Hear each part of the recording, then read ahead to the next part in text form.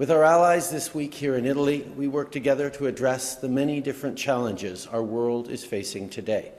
With wars in the Ukraine and in the Middle East, with climate change affecting our lives, we need responsible leadership. This is what Canada is here to offer.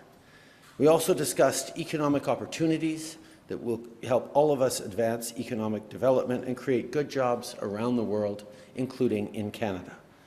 Summits like these are an important moment to coordinate our efforts with friends and allies, and they matter to Canadians because security, prosperity, and stability benefit us all.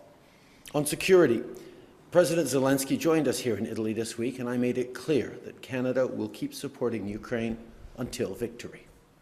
I've long advocated for new and innovative ways to support Ukraine and impose costs on Russia for its invasion. 2 years ago, Canada suggested freezing Russian central bank assets. That's exactly what the G7 did. Now, to bring forward the future interest earnings from frozen Russian sovereign assets, the G7 will provide loans to Ukraine.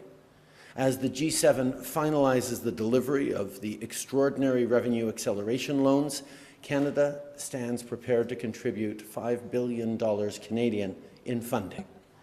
These loans would provide Ukraine with approximately $69 billion Canadian as it continues to defend its freedom, sovereignty, and territorial integrity.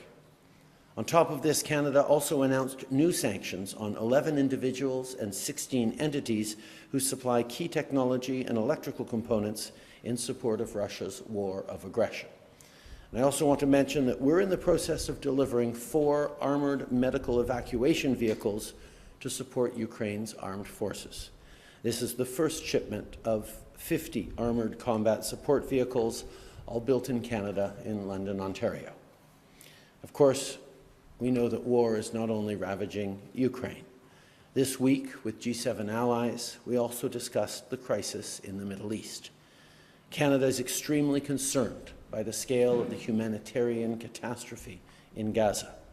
Canada has been clear on calling for an immediate ceasefire, for the release of all hostages, for significant and sustained increase in humanitarian assistance, and to an enduring end to this crisis.